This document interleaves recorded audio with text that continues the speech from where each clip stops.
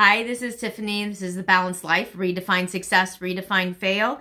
And we have been talking over the last few days about how to prepare for better times.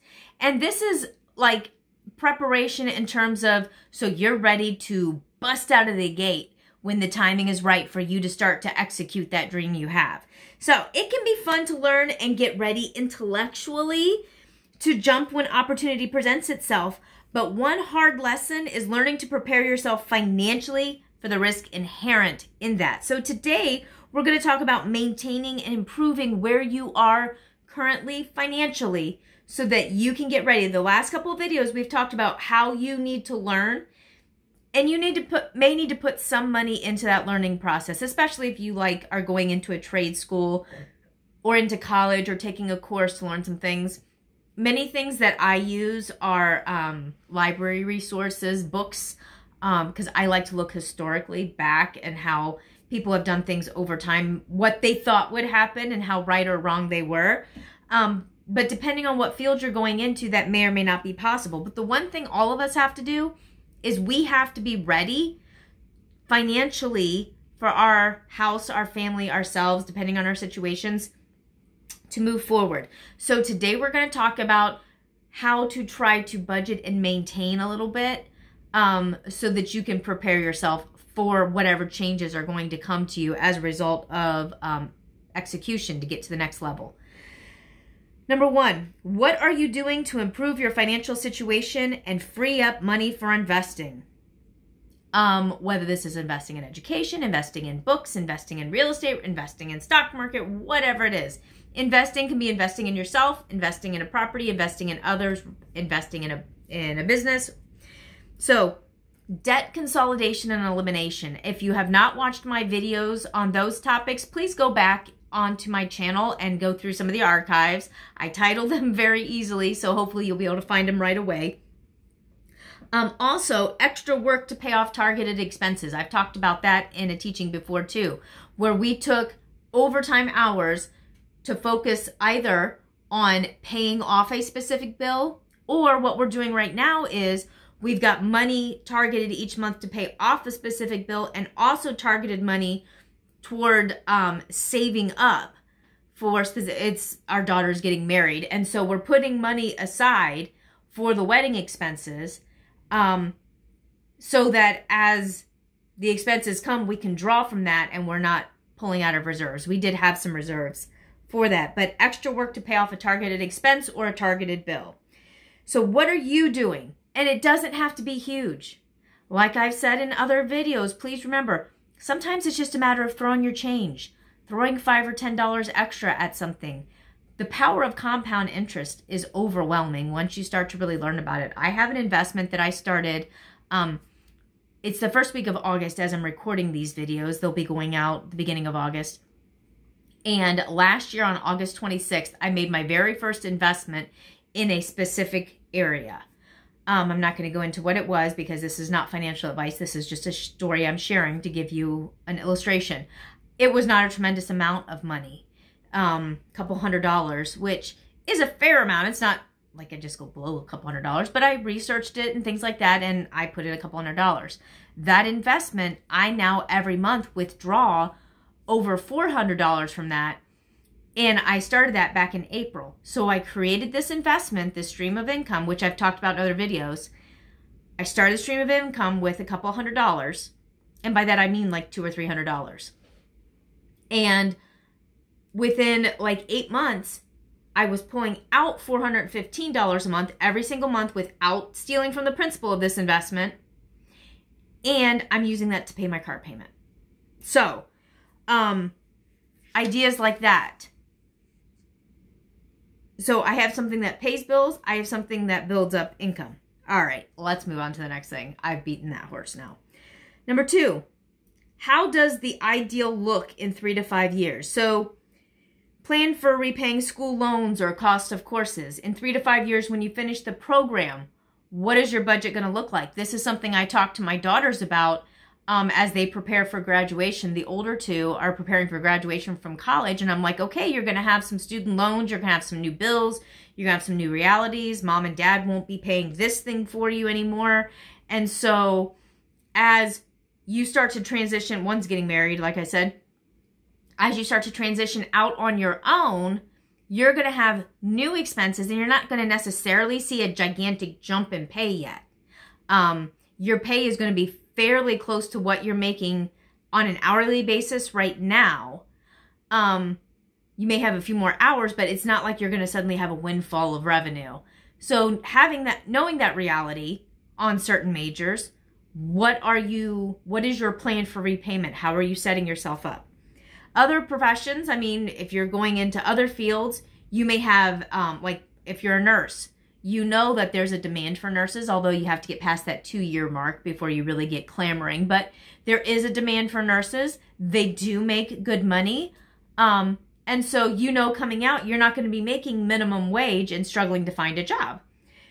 It just all depends on your industry, which is why you need to have a plan and a realistic understanding of what the next 3 to 5 years will look like as you move through the process of moving to this next level. Are there obligations that could impact you financially? For example, do you have a commitment like a public service commitment where you have to work in a certain area in exchange for repayment of student loans? If so, you may earn less in that area, but the loan repayment offsets it. Or you may have to, you may be getting married. You may be starting a family. In the next 3 to 5 years, you may have kids moving out, kids coming in, parents getting older, whatever that is.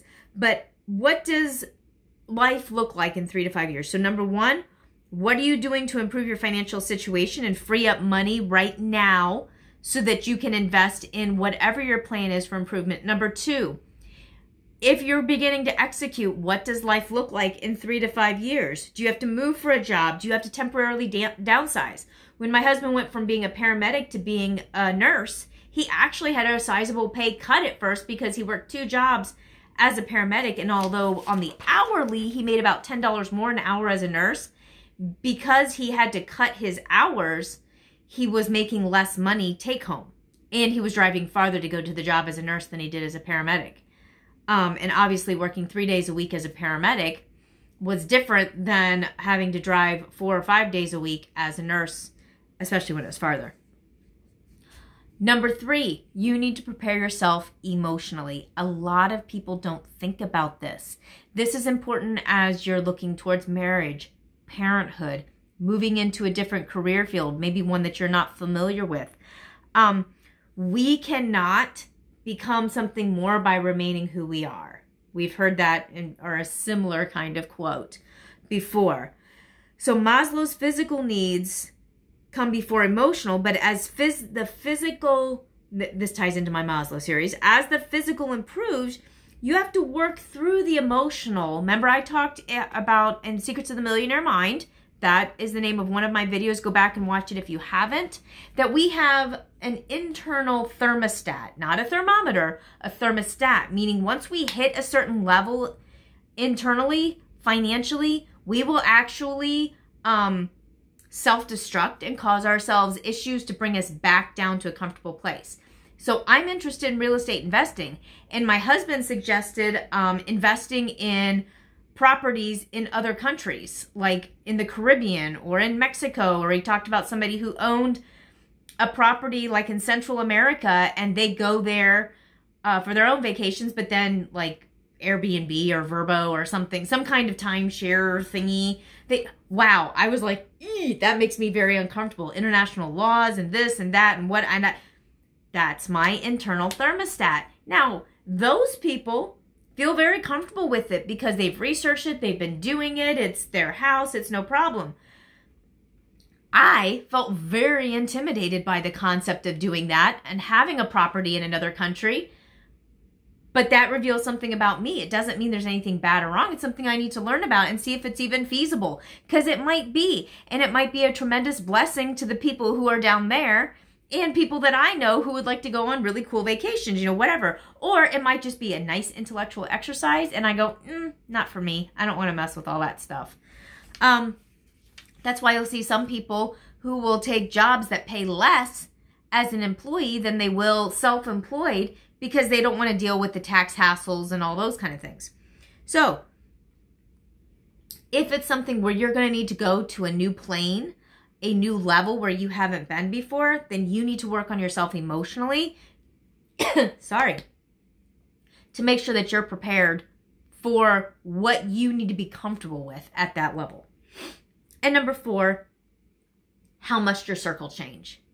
We become the average of the people we surround ourselves with. If you want to grow to a new level, you have to begin to surround yourself with people at that level. That's why I said, like, networking in businesses. If you want to go into trade school, if you want to become a plumber, start to get around people who are plumbers. Try to shadow plumbers. Try to learn from plumbers. Tinker with stuff. Listen to videos. Find out what meetings you can go to with other plumbers, people in home building, subcontract, whatever. Get around people who are doing what you would like to start doing and get comfortable in that world, in that environment. If you'd like to work in a doctor's office, let's say you want to be a medical assistant, or you want to be a nurse in a doctor's office, or you want to be an office manager, try to get a job, even a summer job, working in that field and being in that environment, and make sure you're comfortable with that. You may prefer working with doctors rather than salesmen because it's just your personality, the tone, the feel of the office, and those things. You may like that better. You may get in there and realize this is not what I want to do at all. So you need to find out how your circle needs to change and start to get into that circle to make sure that really is where you want to be. One of my kids, I think I talked about it before, was looking at going into coding, not computers, medical coding. And after she researched it a little bit and found out about what the day-to-day job looked like, not just a job description, but when I get up and go to work, what does that look like? And she realized that wasn't for her at all. She wanted to be a medical assistant because she wanted to have that interaction with the people, do the stuff, do the charting. She wanted to do that. She didn't want to be in front of the computer dealing with insurance companies and those things. My personality, I probably would rather deal with the insurance company than the people. That's just who I am. That's why I'm talking to a camera and not a room full of people. Okay. So we become the average of who we surround ourselves with. So you need to change and spend time around people who are now where you want to go, to get used to what that feels like, what the people are like, the things you need to know and learn, the terminology that you hear, and also just to grow and stretch yourself. If I want to invest in properties in other countries, or rental properties, or things where I'm letting people rent for vacation, I need to spend time around people who are doing that and learn about some of the technologies, some of the downfalls, some of the things I would need to know. And then I can assess whether that's something I'm interested in, or if I'd like to just focus on residential type properties close to home, which is really what my focus is right now. So all that to say, take some time to dig down a little bit deeper, but also start to change your financials, your emotionals, your intellectuals, so that you are completely prepared once opportunity presents itself. You don't want to put yourself in a position where a opportunity to invest in, say, I'm going to do real estate because it's easy, a house, and you need $20,000 to put down, and you've got 17 put aside, and you can draw that last 3 if you don't pay off this credit card, which you normally pay off your credit cards every month because that's what we do.